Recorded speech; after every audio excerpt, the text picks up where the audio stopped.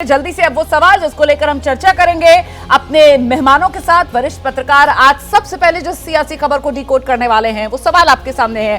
टूटे अखिलेश के विधायक, बीजेपी की जीत में नहीं कोई शक। और ये बीजेपी की जीत, विजय जी, मतलब चुनाव राज्यसभा का हो रहा है और निशाना सीधे लोकसभा के लिए साधा जा रहा है। लोकसभा के लिए भी साधा जा रहा है और जो मौजूदा सरकारें हैं राज्य की, उन पर भी है। जैसे आपने हिमाचल का जिक्र किया, हालांकि हिमाचल में एक और महत्वपूर्ण बात है कि वहाँ जो क्रॉस वोटिंग हो रही है, क्या उसमें कांग्रेस का हाथ है?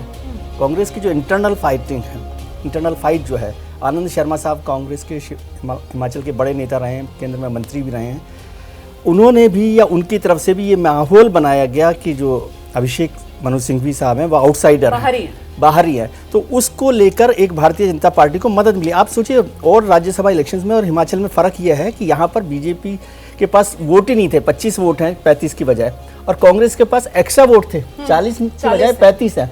उसके बाद भी यदि वो हार जाते हैं तो बड़ा मुश्किल होगा, और 28 के साथ 7 वोट अगर उनको मिल जाते हैं तो जैसा आपने जिक्र किया, वो सरकार भी खतरे में आ जाएगी। कल फाइनेंस बिल वहां पर रखा जा रहा है। क्योंकि आपने उत्तर प्रदेश की बजाय हिमाचल पर बात शुरू की है, तो ऐसे में जल्दी से मुकेश जी, हिमाचल को लेकर अगर गणित ये होता है, भले ही कांग्रेस की अपनी अंदर खाने की गुटबाजी वो इस राज्यसभा चुनाव में भारी अगर पड़ जाती है अभिषेक मनु सिंघवी के लिए, तो मतलब ये तो सुक्खू सरकार के लिए खतरे की घंटी है सीधे सीधे। मुकेश जी, जैसे ही ऐसा होगा, विपक्ष की ओर से मांग होगी कि ये सरकार इस्तीफा दे, क्योंकि उसके पास अगर 35 विधायकों तो बहुमत साबित करने का प्रस्ताव आ जाएगा, फिर बिल्कुल आना होगा। और अगर हालांकि वो तो कल बिल, लेकिन ये बिल रखना है तो उसमें बहुमत, लेकिन ये अगर के है, मुझे लगता है शाम तक का हमको इंतजार करना चाहिए कि वो 7 विधायक मैनेज हो पाते हैं या नहीं हो पाते हैं। अगर हो गए हैं तो सुक्खू का एक मोरल राइट खत्म हो जाएगा सत्ता पर। बिल्कुल, ये आपने जो बात कही है ना कि वो नैतिक अधिकारी उनका खत्म हो जाएगा अगर राज्यसभा चुनाव का नतीजा बीजेपी के पक्ष में आ गया। हर्ष महाजन अगर वहां पर जीत गए तो प्रेम जी, मतलब ये तो कांग्रेस, हिमाचल सरकार, सुक्खू सरकार पर खतरे की तलवार।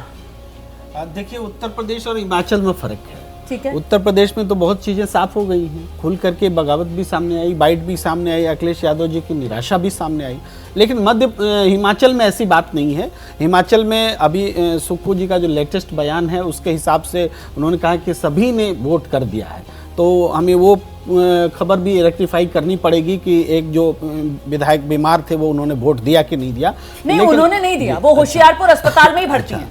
तो फिर भी वहां पर कोई ऐसी बात सामने नहीं आई है कि कांग्रेस के खिलाफ वोट देने जा रहे हैं। ये सारी चीजें अटकलें हैं। अगर ये अटकलें सही होती हैं जी, अगर ये अटकलें सही होती हैं तो निश्चित रूप से मनी बिल में ही प्रूव हो जाएगा, सरकार का बचना मुश्किल हो जाएगा, फिर सरकार का चलना मुश्किल हो जाएगा। लेकिन मुझे लगता है सच्चाई से अभी बहुत कोसों दूर है ये सारी बात।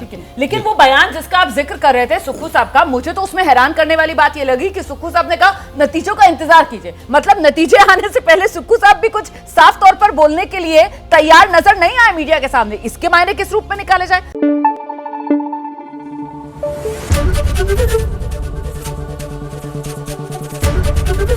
एबीपी न्यूज आपको रखे आगे।